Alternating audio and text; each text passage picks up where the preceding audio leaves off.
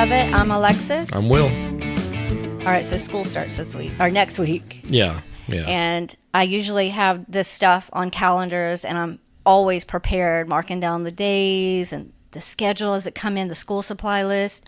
And I just don't do that anymore. And the other day, someone's like, so are you ready for school? I'm like, yeah, we still got a few weeks left. And they're like, no, it starts like next week.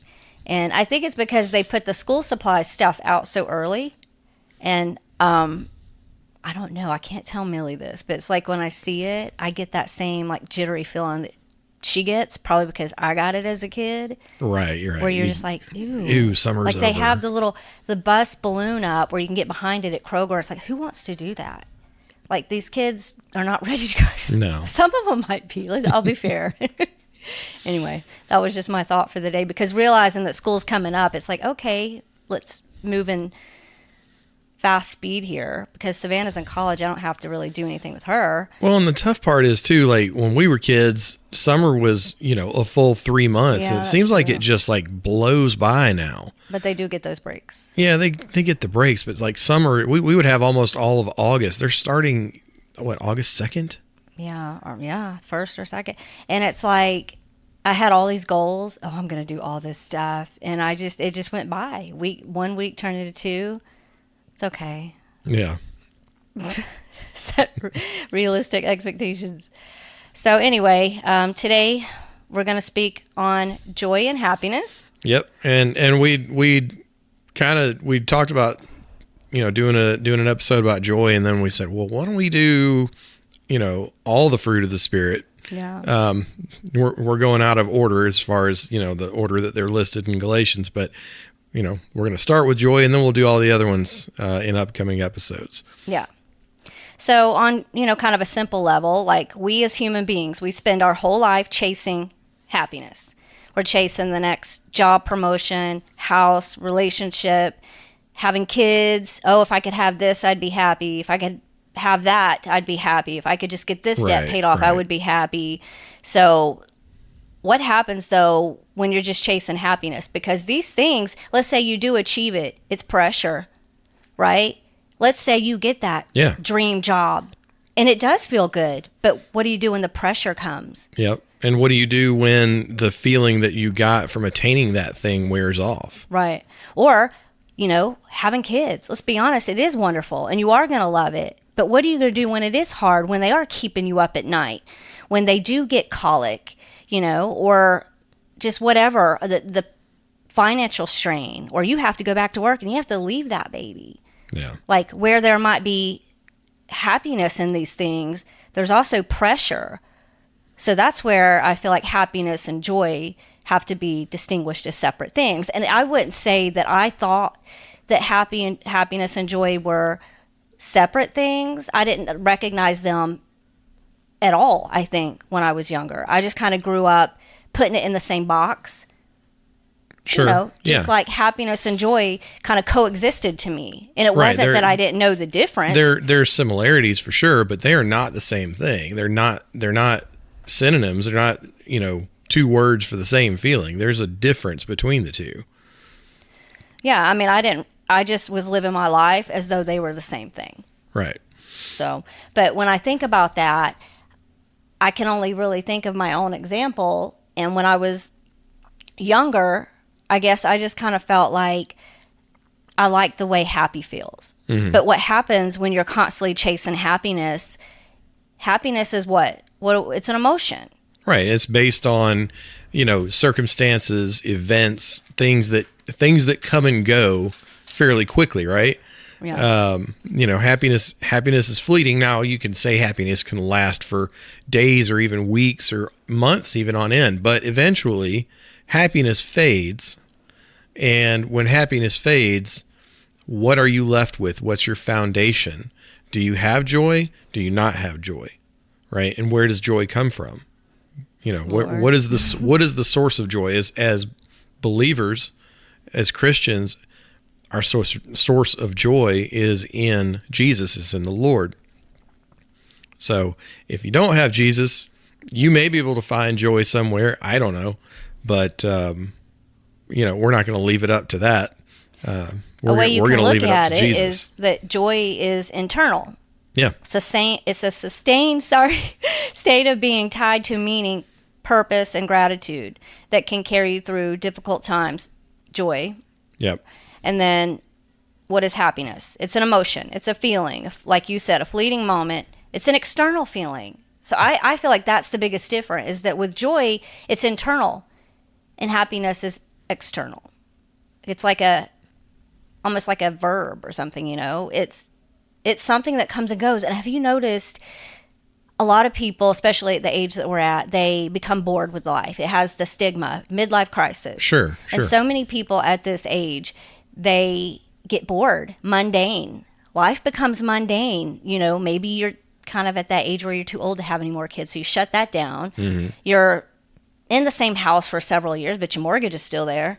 Yeah. You have the same job. You're not getting as many promotions maybe anymore. You're just a little bored with life. You come home, you do the same thing. And see, what happens is, it's not that you maybe think you have a miserable life, but when you're chasing happiness, all of a sudden that mundane becomes too much. And what do people do sometimes? Even Christians, we slip into that, like, this doesn't feel exciting anymore. So what are we doing? Some of the people are reacting. We have people around us. I've done my own version of, well, this doesn't feel good anymore. Like, I'm tired of the struggle. I'm tired of the mortgage payment. I'm tired of the carpool line is not fun anymore. Right. I mean, when my kids were little, I remember when Savannah was little, I was like, I just can't wait to take her to the first park and watch her go down the slide. Or I can't wait to go through something as silly as a drive-through and order that first kids meal, because that's exciting. Yep. But what do you do when you've ordered 400 kids meals already? I guess it's just kind of a silly example. And after a while, can we go through the drive-through and get a kids meal? No. It gets kind of old. It gets, it's like, we have food at home, eat there, But it's those moments bring happiness, and they bring what probably the world would call joy, but in all those moments, it like we said, it's fleeting. It's not going to last forever, and you're going to be looking to the next thing to bring that emotion in, right? I mean, a simple example that I think maybe anybody could relate to, it's you're going on vacation. We go to the beach a lot. You go into the beach and you think, oh, I just hope the weather's good, right? Yeah. I hope it's sunny. I hope the water's calm. I hope there's no red tide, because we had the red tide before. Oh, yeah. We had And the red you think of tides. things like that. And let's say you get there. You get to the beach vacation. And that first day, everything you wanted. It's sunny. The water's calm. It's like you're relaxing in that chair for hours. And then you wake up the next day. It's raining. It's thundering. There's the whatever color flag that is for don't get in the water, purple or red. Yep. And then this is an example of, see, the day before, of course you felt happy, because happiness is not a bad thing. We're wired to want to feel happy. But when you are like, oh, this is easy to be happy when the sun's shining and the water is nice and calm and we're all having fun. But when you wake up on that beach vacation, day 2, and it's raining and thundering, you're going to feel sad. You might feel a little sad, but the rest of it, what is it? And I can honestly, I'll just use myself as an example. I have been the type of person who will just overreact, because I was relying 100% on how happy felt. Because joy doesn't just come in the hard times. It comes in the small times. And for me, I would say things like, I knew this would happen. This is my kind of luck. And you might think, that that's just so simple and it's so harmless. But look what you're really doing. What we talked about that on the last one. You're feeding your mind and your head full of this negativity, and then you're starting to feel worse as you do You're it. speaking out the negativity, you're hearing the negativity, and then reinforcing that, in your mind. So, and this brings me back to what we talked about a few weeks ago in Philippians 4:8, where, and I'm going to paraphrase this a lot, but basically the gist of Philippians 4:8 is think about good things. If anything's worth thinking about that's good, think about it, right? Yeah. If you put your mind to good things, that's a way of practicing joy. And joy is something that you do have to practice, right? It's not something that just happens without a little bit of work on our end, right? We have to put our minds to good things, put our minds not to happiness, but to joy. Because, like we said, joy can be there even in times when you're feeling down. You can be sad and still be in joy, right? Yeah. You can have a deep-seated joy, but still experience times of sadness. Let's say you have a family member pass away, right? Yeah. And if you have deep-seated joy, yes, you're going to be sad in that time, but an underlying feeling of joy is going to carry you through. Whereas if you don't have that base, that sadness could lead you to a depression. Yeah. And on the other side of that, we talk about joy, and I don't know that depression is necessarily the opposite of joy, but I feel like, and you can maybe tell me if this is right or wrong, but maybe it's difficult for depression and joy to occupy the same space. Yeah. But you can find happiness, moments of happiness in depression, yeah. right? Right? Because I would go through some depression sometimes, and you'd be like, let's just take this quick road trip or something. And I'll be like, oh, I would like, yes, this is taking my mind off it. But then I'd come back and, it's back. The feelings of depression or, what you feel when you're depressed. Right. It doesn't go away. It didn't solve the depression. It just kind of put a little sugar coat on it for a little while. Or like you used to do, tell me about you get so excited coming to the holidays. Yeah. Because you would want that feeling to carry you through, talk about that. I mean, talk about how that looks different with joy and without joy. Well, there's nothing wrong with loving Christmas. I love Christmas. I still do. Sure. But the thing is, for me, and I didn't really recognize it as a bad thing, but it kind of was, because it would be May and I was already like preparing for Christmas, because to me, it's like, I just like the way that season feels. Like everyone kind of is nice, or usually we are spending money we shouldn't spend, and we're not feeling as guilty, and we're decorating our house in these horrible colors, and it's cool and it looks great, but it looks bad. It's just, there's just not as much pressure. And so come May, I'm like, I'm ready to start thinking about that already. And in one hand, you might think, well, there's nothing wrong with that. Oh, we do Christmas in July and we celebrate that. But what was happening for me was like, maybe spring's hard, because spring in business for us was a lot of pressure, because you have like taxes and books turning over and audits. And it's like, I don't like the way this feels. So yeah. I'm going to crank up the Christmas music. And where some people might say, oh, that's cute, I do that too. Well, I can only speak for myself. I needed to do that because I was like, this stuff that's heavy and this pressure that's happening over here, if I crank up that Christmas music, it'll take me to December. It kind of glosses over the stress that you're under at that moment, right? Yeah, and it can easily get disguised as, well, there's nothing wrong with that, because maybe there's not.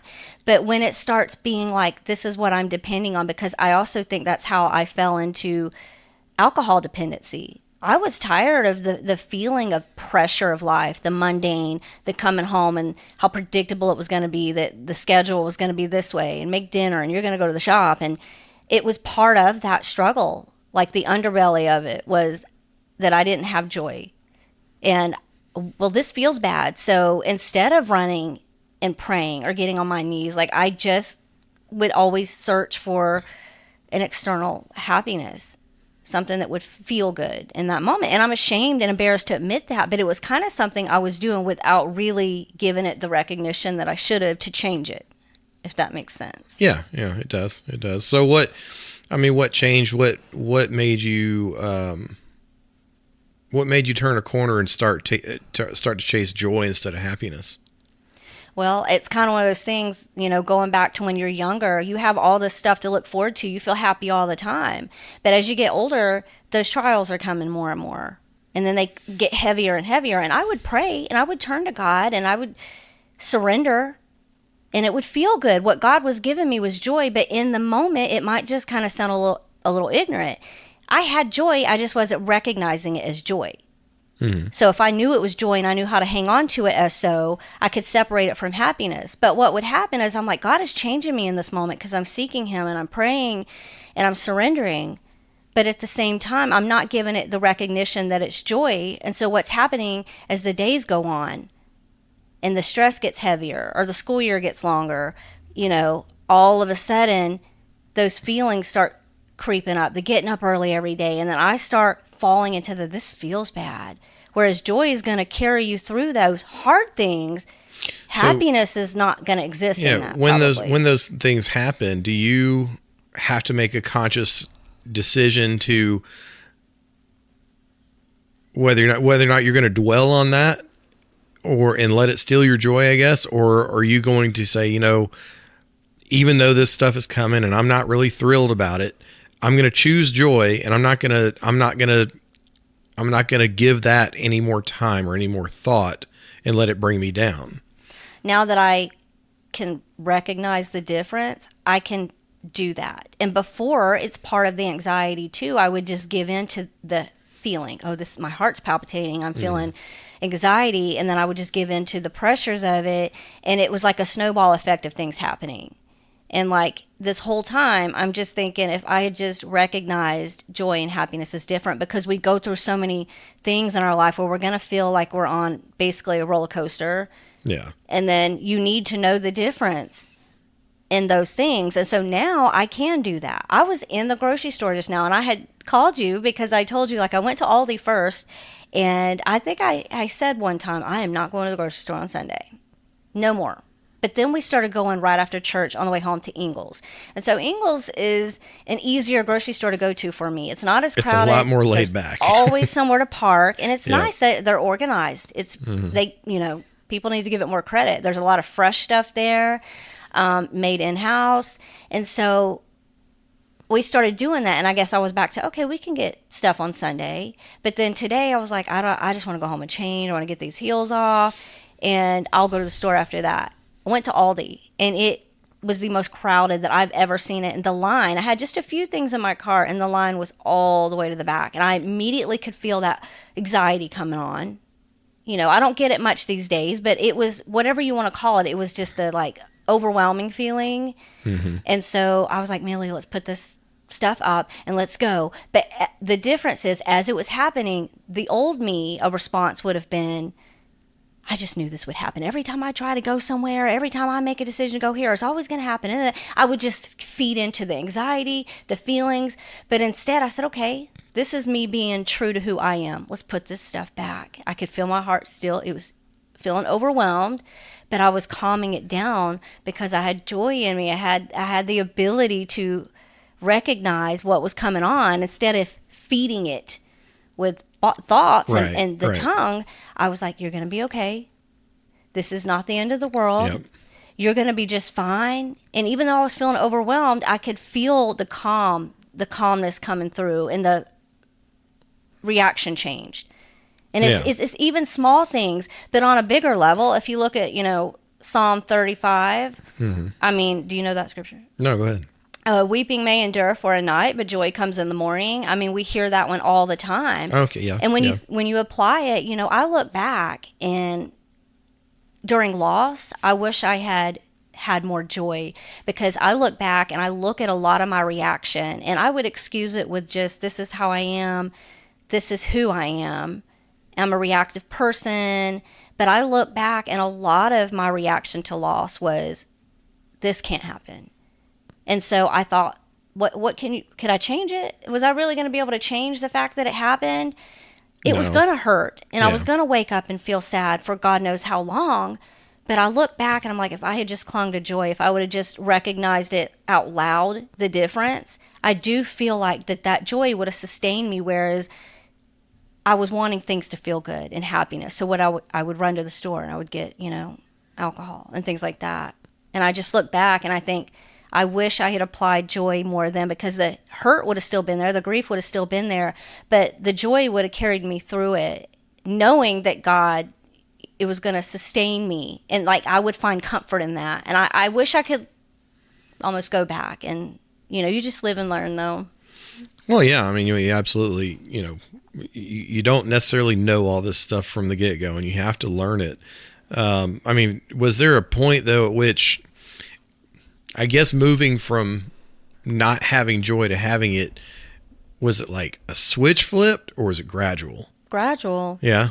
Yeah. So Because so much, I told you recently, I said, I'm just so exhausted. I got to a point where I said, I don't know. I used to always pray specifically for things, but I got to a point where I was like, God, I just simply don't know what this is, how to fix this. So what I did is I just started praying, you know what it is. You created me. You made me. You made me unique and perfect in your image. So help me understand what this is so that I have the ability to work on it and recognize it. And when you pray that, I do feel like He will help you see the things that you struggle with. But if you think you know everything and you're just praying for specific things, then you may miss it for a long time. But I got to the point where I was like, things are changing, improvements are happening, but there's still this underlying thing that I keep struggling with that I want to know what it is. And it just got heavier and heavier. And I feel like this is maybe even embarrassing, but it's more recent that I'm like, joy. It seems so simple, and it seems like, how did I miss that? right. That I am clinging to a feeling, an emotion, and it is controlling a lot of my reaction and a lot of my ability. I mean, you've seen me in times where any little thing gets set off, and I'm living in the feeling of that. Yeah. I'm not living, because joy is comfort in knowing that Jesus has us, and He's going to sustain us, and He's going to carry us. And if I had clung to that, it wouldn't matter what the situation was. I would allow that to carry me, and I'm feeling that now because I'm able to apply it. I think too, when you have the joy of the Lord and it's deep down in there, and it's you have that foundation, it's easier to let things roll off your back. Yeah. It's easier, when the slings and arrows, as they say, come at you from the world, it's easier to just kind of knock those things to the side. It doesn't mean that they're any less inconvenient or bothersome when they come by, but I think it's how you process it, how you handle it, how do you react and deal with the aftermath of it. Yeah. And I can say that, as an observer, Yeah. I can definitely see a major change in the way that you react to things, because the things that come at us haven't changed, right? Yeah, no. They haven't I mean, changed. we're still in a lot of the struggle. A lot of the situations are the same as they have been, but watching you handle them differently, watching you react to them with a little more of a, oh, well, it is what it is, instead of letting it drag you down, has been encouraging to me. Oh, wow. Oh, it has. Because I mean, as somebody that I don't know, I guess I latched on to joy at a very young age. When I say at a young age in my Was walk you taught about joy though, or No. did you just kind of understood it? I mean, I didn't know about. You got to remember, Obviously, I didn't come godly into joy, I didn't know Jesus till I was 17 years old, and I didn't really know about. Again, I was like you. I probably, as a kid, I probably thought joy and happiness, they're kind of the same thing, but as a young Christian, I did learn about the joy of the Lord, and I want to say I think Steve is the one that was teaching youth at the time, and Steve's my uncle, and he was our youth pastor. So, and Steve, he would talk about the joy of the Lord, and I think he even talked about how joy and happiness aren't the same thing. Yeah. I do. I remember. Yeah. We were probably in that class together and didn't know each other yet, but No. but. In any case, I mean, I kind of picked up on it from there, and I guess at that young age, late teens, really started thinking about it. And, I was at a point in life, I was like I said, 17, 18 years old. My parents divorced when I was 16. So, there was a lot of turmoil going on in my life at that point, and I was letting things maybe affect me and letting a lot of stuff bring me down. And I think when I heard about that, and I wish my memory was better and I could give a lot more detail, but when the difference between joy and happiness was explained to me, Yeah. and I realized, oh, I don't have to necessarily, I won't say I was depressed, but I don't necessarily have to feel down Yeah. all the time just because circumstances are bad. Yeah. I can. You can feel sad, but Yeah. you can have confidence in knowing that this is going to change. Right. And it, like I say, I latched onto it early, and I've carried that through, for what is now 30 years. It's not to say that things don't come along and try to steal your joy, right? Yeah, that's always. There's always stuff that's going to try to rob you of your joy. And that's just the world, and that's the enemy, and that's his goal. When you have the joy of the Lord, number one, Nehemiah 8:10. I think that was 8:10. I have that. I was about to say that. I was like, my thumb's on it. That wasn't planned. We don't necessarily compare notes. No, we before we sit don't, down because to do we this. want it to be authentic. But my thumb is on that. Yeah. I was going to say. Okay, well, I'll let you read it then. No, go ahead. Well, I only wrote a part of it, so Okay, you do the whole thing. I mean, I literally only, because it's on my phone, so I only wrote, "The joy of the Lord is your strength." Okay, that's all I wrote too. Okay, well, All right. that's the gist. But yeah, Nehemiah 8:10, the joy of the Lord is our strength, and that's true. That's absolutely 100% true. If I did not have the joy of the Lord, there are a lot of times in the last 30 years that I would have been weak. I could have fallen. Not to say that I haven't stumbled and tripped, because I'm human and I have, but if I didn't have that underlying joy of the Lord, there's that strength that wouldn't have been with me through a lot of things. I'm about to say something that might have to get deleted. But like, there were times where when I was in the pits of what I would call my own hell, I would feel like, why aren't you reacting to some of the things I'm doing? And it was almost like, I'm not an evil person. It was just, there was something in me that was like, is he narcissist, or doesn't have emotions? Because I'm hurting and I'm aching and I'm reaching all the time. And you're just like calm as can be most of the time. And I could see expressions in your face, but your reaction was always like steadfast. And it's not that I wanted you to be super reactive. I grew up with a lot of loudness in my life, and so I appreciate that. But it was hard for me. Maybe I was silently jealous because I wanted to be like you. I wanted to be able to have that reaction to life and not the way I was reacting. Right. Well, I'd say, definitely having joy maybe played a part in that. A lot of it too is, I did learn in my mid-teens, to build walls, and I've had a lot of those walls.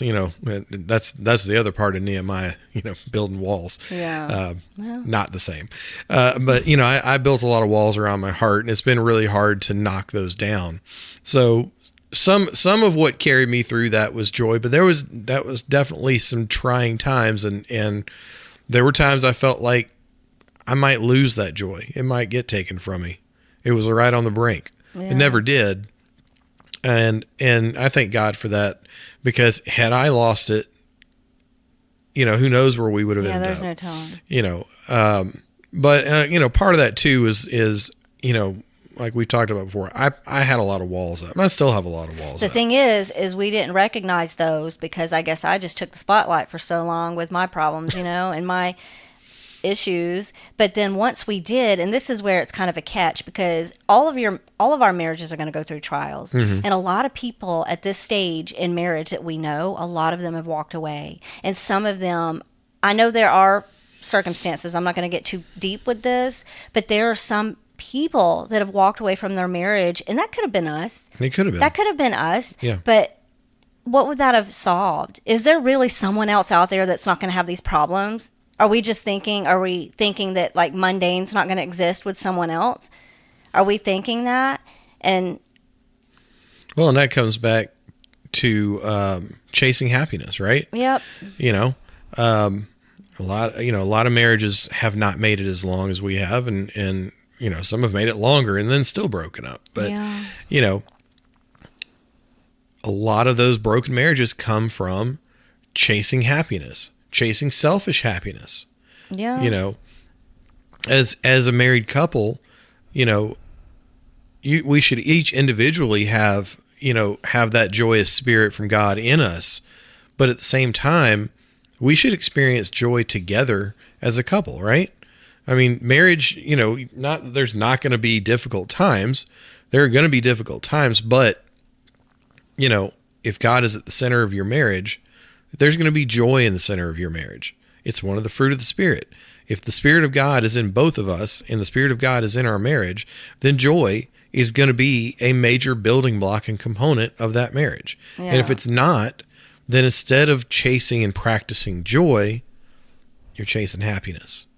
There's a part of me that feels thankful for some of those really big trials, because the trials that we have like that break a lot of marriages. And it doesn't have to be extreme. It's just those are the trials that break marriages up sometimes. But for us, I look back and I'm like, it could have went that direction, but it went this direction. And like the strength that we built from that by staying, it's like on the other side of breaking those walls down and the exhaustion of what I felt like we were going through, where it was like, is it easier like just to maybe walk away? And it wasn't that we had a bad marriage, but it was like the circumstances and the pressures of life were building, and we were kind of like not on each other's team anymore. Right. And it kind of felt like this could go this other direction. And there were times where I really thought, and I didn't grow up, I wasn't raised to walk away from a marriage. My parents are the textbook for like, if you go way back, should have divorced, and they didn't. So I'm a strong person. You don't quit on people. But I was like, there were times where I was like, we might just need to quit, because there's a block here. And what it was is I just thought all the problems maybe existed with me as far as my mental state. But then we realized a lot of my reactions, a lot of the reason I was reacting the way I was these walls that we didn't recognize you had. But it was through this big trial that we went through a few years ago that you recognized your own walls, and I was able to see it, and we tore those down, and they were like almost silent. And it's almost like a catch-22, because I feel like, wow, I don't want to go through that again, but thank you, because the walls that have come down and what God had put together was already there. He already united us as one, and I never doubted that. But sometimes you can start losing sight of that because you let those trials and those circumstances become the focus. That's right. And speaking of trials, that actually leads me into the last scripture that I have written down, and that's James 1:2. When James says, "Consider it joy, brothers and sisters, whenever you face trials of many kinds." Well, we've definitely faced trials of many kinds, and may not have considered it joy in the moment. Yeah. But looking back, I take joy in that, because without those trials, we wouldn't be where we are now. We wouldn't be sitting here doing this. No, we definitely, I would have never thought like, oh, Will's not going to, he would never do this with me. Just stuff like that. Yeah. Walls of insecurity, walls of the pedestal that I had you on for so long. I didn't even realize that was a thing. Those things all kind of have come down. I didn't realize that I had you on a pedestal until like it was told to me by either a pastor I was seeing at the time or my counselor, either one. She was Christian too. So I was told that, and I was like, I would have not recognized that I was doing that. She's like, or he was like, whoever said it, as long as you have him on this pedestal, you're never going to feel like you're good enough. And then you might start seeking that in someone that makes you feel good enough. And you start learning things about yourself. And you could walk away. You could say, oh, this is too much. Or you could start recognizing these are kind of, in hindsight, these are minor things that once we recognize it, we can work on this. And our marriage can survive. And the joy is there. We have joy underneath all this. We're letting life, and we're letting happiness moments. And, oh, this just feels heavy. Let me just walk away from it. In those moments, if I would have given into it, this thing over here I feel happy. Alcohol, I feel happy when I drink. All these things that were selling me something that was not when it wasn't it, you know? Well, I mean, in happiness, you know, I mean, how many times do we just go on a little drive to the mountains or something just because maybe I see you were feeling down. Yeah. And we'd say, hey, let's get in the car. Let's just run up to the mountains and just take a little drive through it. And that would bring both of us a moment of happiness, right? Yeah. Maybe a few moments of happiness. We can go find a little creek or whatever and sit next to it, or, you know, go to some little apple orchard and, you know, buy. Or you have that 3-day weekend and you buy realize, overly priced jams and stuff. Yeah, I know. You have that 3-day weekend and you're like, oh, so all of a sudden Sunday feels a lot nicer, but then Monday comes. Yep. And then, you know, you're right. And then once it's over, once the ride is over, the 3-day weekend is over and it's back to the grind, that can't carry you through. The happiness from the weekend, happiness from the little trip up to the mountain, that That doesn't carry you through a week of just grind or whatever you're facing, right? Yeah. It makes me think of your Sunday blues. Oh. You know, which I haven't noticed lately. No, I have because not I noticed allowed lately. the weekend, you kind of like Christmas, you can put it on hold. Mm-hmm. You can pretend like it's Monday's not coming, but then Sunday reminds you that Monday's coming. Yeah. Yeah, but I haven't noticed the Sunday blues in It's not to say they don't feel bad. A while. School's about to start. I'm not ready at all. Right. Millie doesn't have her supplies. She's in chorus, and I forgot to sign her back up for chorus or didn't know. And there's a lot of pressure in that. But I have the joy that says, from God that says, but you're going to be okay. It's Yeah. really not the end of the world. And this is all fixable. Like this moment of, what do you do with it next? That's where the question is. You feel a little uneasy. You feel like, I'm not prepared for this. It's what you do next with it that is going to tell if you have joy or happiness. Because Yeah. I know this is going to be okay. And in hindsight, you also have to think though, like there's people out there that we know, our loved ones that are dealing with much harder things, cancer. And Yeah. I know a whole family that we used to go to church with her. Out of 4 of them, three of them have cancer. Yeah. And I watch the story, and I just am humbled every day because I'm like, she's still clinging and turning to God because that is what joy is. She is clinging to and she's practicing She is. joy. You don't just, you get this diagnosis, and then all of a sudden, what do you choose? It's easy to go to church and thank God when the checks are large and the house is not falling apart and your kids are on their best behavior for a little while. But the minute maybe that diagnosis comes in or the promotion is demotion, it's like, your reaction's going to tell what you're clinging to. That's how I've been able to recognize how Right. lacking of joy that I had is when things are good, you see me, I'm almost like a kid. I'm like happy. Yeah. But the reason why I feel that way is you can tell I'm clinging to it. And I kind of would rather be steadfast than someone who's like that. Sure. I mean, I have a scripture too. I had the one you just read right there too, but now I have a different one. So Romans 5, 3-5. And I just wrote it down, so I don't know if I'm going to butcher this, but we also glory in our sufferings because we know that suffering produces perseverance. And so kind of what I wrote under it as far as a reference to that is when Jesus was about to be crucified, he knew there would be suffering for the disciples, right? Mm-hmm. And so what did he promise them that would outlast their sorrow?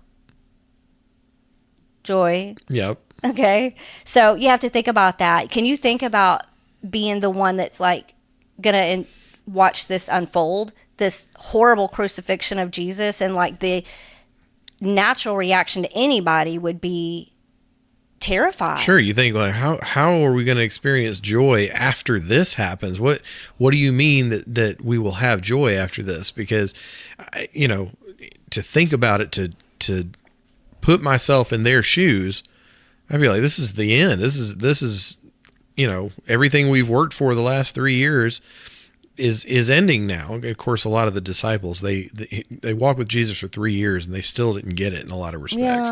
Yeah.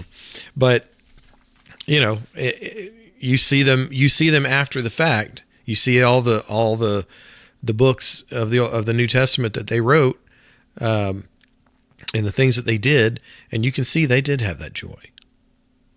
They had it. It came to them. But if we don't cling to joy, and this is where I don't want to get it wrong. I don't want to say this wrong.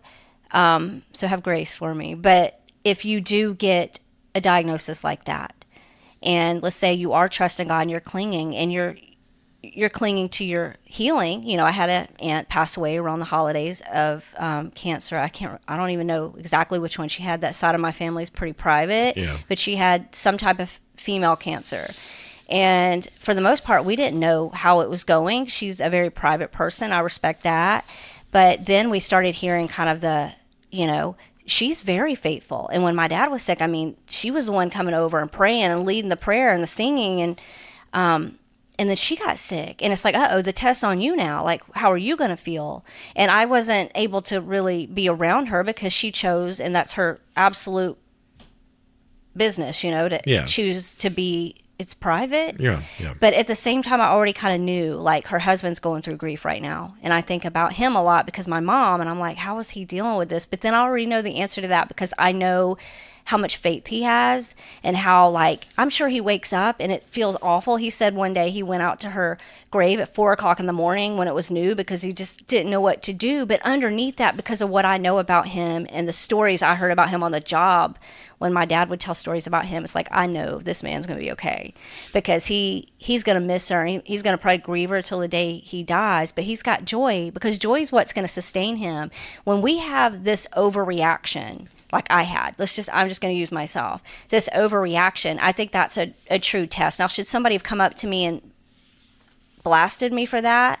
Oh, Alexis, you just don't have enough joy. I don't think that would have been the way to reach me, but I kind of wish in some way I would have heard that. Like, you need joy because this is painful, and your grief is, you've got to go through it, but joy will carry you through it. And that's why now I have joy, and I feel like it might be 5 years later, but I'm able to, like, revisit grief in a way that's, like, not painful anymore. Right, because you can feel all those feelings. You know, like you're talking about your uncle. You know, yeah, he's sad. Yes, he's grieving. Yes, he gets up at 4:00 in the morning and drives down to the cemetery.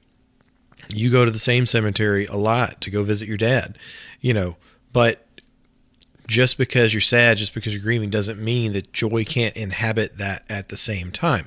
Number one, both of you can have joy because you know that your dad and your aunt, his wife, you know that you'll be reunited with them one day in the future.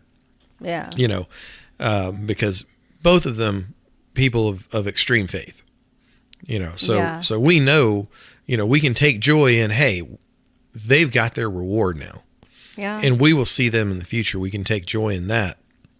You can still be sad. You could see the difference in people who are hopeless. And what I mean by that, they've chosen hopelessness through not asking Jesus to be a part of their life. Right. So when they maybe get a diagnosis like that, it's kind of just, oh, well, I lived a, you know, maybe a decent life. I traveled, I had a good job, but, like, that's all they have to say. It's like, you think this is it? This stops here. This is the end of the sentence for you. Right. And you want to know that this is temporary. If you make it to 100, you're in the newspaper. 100 years is nothing in heaven. Eternity is what we should cling to. And I think because I cling to that now I can't sit here and say how I would react if I got diagnosed with something, you know, anything like that's just, you're going to have to live with this, or who knows what more. Right. But what I do hope through learning this and recognizing it and applying it is, I'm not going to just, now there is the praying for healing because you want to be healed and you want to be here because your family is also here and you love them. But what level are we recognizing that when Jesus calls us home, that we can be okay with that? And that might be a tall order, or it might be too deep for something like this. But I try to imagine, like, I'm going to cling to that healing. My kids, they need me here. They want me here. But at what point, if Jesus were to whisper in my ear one night, I'm taking you home, would I be able to say truthfully from my heart with joy that your plan for me is enough? And, like, I can hold peace with that, and I believe that my loved ones can do the same thing. And you pray that your loved ones will have that peace, because it could happen to any one of us. I think about the family I was just telling you about. All three of them are suffering, and when I was in the thick of my problems, I would think about her often, but in a different light. I mean, so many things would go through my mind. What is she going to do? How is this going to play out? And now it's like I watch it and I'm like overwhelmed by it for them sometimes, but then I'm like, I see it different. Jesus knows what he's doing. And it may not make sense in the moment. Why in the world would 3 people out of 4 get diagnosed with cancer? I don't know. And you might be thinking that. Why would a good God, why would he do this? How am I supposed to have joy through this?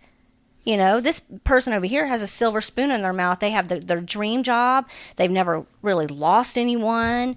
I mean, life has just been perfect for them. Right. That person may not have Jesus. But what's the lesson in seeing somebody who's 3/4 of their family are dealing with some kind of cancer, and you still see that joy? What's the lesson? It's humbling, and I follow her every day because I'm like, watching you go through this is extremely telling and humbling. Yeah. Because you are clean. Your joy has got to be what's carrying you through this, because it's a lot to go through. Yeah. It really is. It really is. I mean, I see, I see your cousin who's also diagnosed with cancer, and she's got her rough days, right? She's extremely, but she's holding on to hope, and she's got joy. Yeah. Every time I see her or talk to her, which I don't see her talk to her as much as you do. Yeah. But the times that I have seen her in the last couple of years, it's only been a year since she's been diagnosed. Well, she's been sick for a little while, but she's only been diagnosed for a year. Yeah.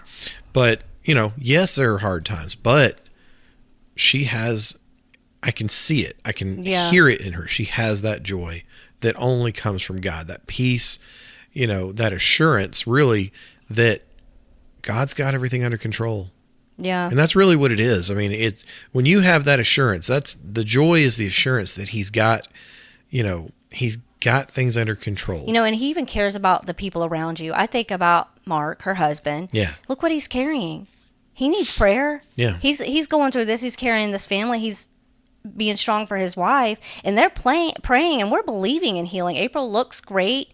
She's doing way better than the doctors ever claimed. They failed her in so many ways, but she has beat a lot of those odds. Yeah. And we cling to her healing because we speak of that, and we claim healing over her life. Yeah. Well, I think like I said, seeing people that are in circumstances like that you would think, okay, there's no room for joy in that life, but seeing them with joy in spite of their circumstances is very encouraging. They have a testimony now. Like Yeah. April speaks about her testimony coming out. Your testimonies right now in this moment, because you're showing people your faith and how strong you are through this battle. You're That's right. already a testimony. Yeah. Because you're giving it to God, you're laying it there, and when the doctors come at you and they throw stuff at you, and most human beings would completely fall apart, you're not doing that. And I know there's been times where I've had to tell her it's okay to not be okay. Like, if you have a moment, though, it's okay. That's right. You don't have to be strong all the time, but I feel like that's just natural to her, that I'm clinging to this. God knows what he's doing. Of course, because and it is okay, because again, like we said, happiness, sadness, they come from circumstances. Yeah. Her circumstances are not the best. Yeah. So expectedly, you're going to see sadness. You're going to see some worry, probably from her, is concern about, if the worst happens, how's my family going to handle it? Those kind of things. And that's natural. But I can tell, and you can tell, that there is an underlying joy that can only come from God. And through hard things, because I've heard so many people say, well, good God wouldn't do this. He wouldn't allow children cancer. April had cancer as a child. Yeah. This is her second round of this. And she was healed then. And she speaks of that. And some might say, but a good God wouldn't allow children to get cancer. And we don't have this perfect answer for that. And some people are just they're not okay with that, because they're tested to their core. I imagine when your child is sick, that's the ultimate test, or loss of a child.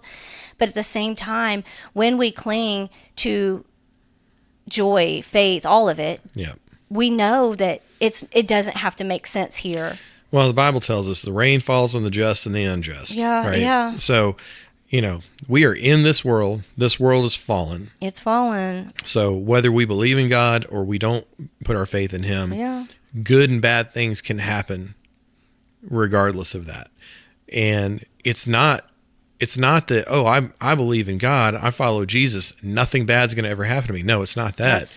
It's, I believe in God, I follow Jesus, I have the joy of the Holy Spirit in me to carry you through it. I can get through whatever may come, because Nehemiah 8:10, the joy of the Lord is my strength.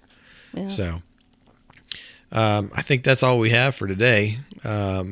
So if you want to give our links and our email and all that good stuff. Yeah. If you can take a moment just to follow us, we know that's like most people don't think about doing that, but it does help us know who's following, and it does kind of tell you of new episodes. You don't have to listen to them, but it will tell you, oh, Lexus and Will dropped a new episode, and it helps us know who is following. And we do want to hear from listeners. Like, I've actually met some people. Some of you, if you're listening to this one, you've reached out to me, and just so you know, it's very humbling, because something that you know that I struggle with is, what do people think about me doing this? Because I struggle with that about opinions. But I just feel like God is constantly whispering in my ear, like, I'm doing this for a reason, and there's good coming from it. And when I start doubting it, I suddenly get this message from someone that, like, I didn't see it that way. Thank you. And I don't glorify myself. I do Him. And with that, we want to keep learning. We want to hear from people. We want to invite people on and share. And I have someone that I am planning to invite on soon, but we had to put it off a little bit, because please be in prayer for Brandy. Her house burned down, but she is one of our first guests that we have to come on and share about grief and the trials that she's endured. But we do encourage you to email a story, because we would love to hear it. And our email address is in the middle of it 2026 @gmail.com. Yep. I think that's it. Yep. So that is the first episode out of our series that we decided yesterday we were going to do a series on of the fruit of the Spirit. So just in case you're not familiar with all the fruit of the Spirit, Galatians 5:22 and 23 lists them. It is love, joy, peace, patience, kindness, goodness, faithfulness, gentleness, and self-control. We are not going in order, as you can see. We started with joy. We skipped right over love. We'll come back and hit that one another time. But we'll go ahead and close out in prayer. I'm the goofy one. I always cause the drama. Go ahead.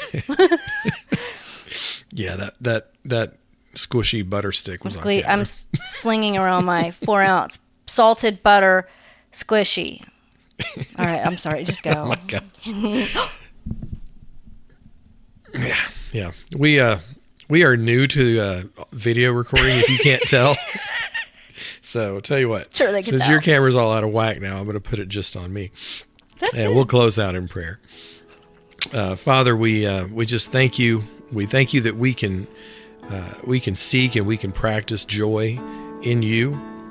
That one of the fruit of your Spirit residing in us is joy, and that we can take hold of that joy, and we can endure through your strength that comes from that. We can endure all of the things that might come at us in life, that gets slung at us, thrown at us, that the enemy comes against us with. If we take hold of that joy, if we practice that joy, if we practice Philippians 4:8 and think about things that are good and holy and praiseworthy, and we embed that in our mind, that we can have the joy that comes from you, and that joy can be our strength. And we pray that anybody that's listening to this, that they can take these tips, and they can practice and seek joy in their life and see a change, even in the worst of circumstances, that they can see a change in the way they react, and they can see a change in how your joy carries them through life. We give all the praise, glory, honor to Jesus. Amen.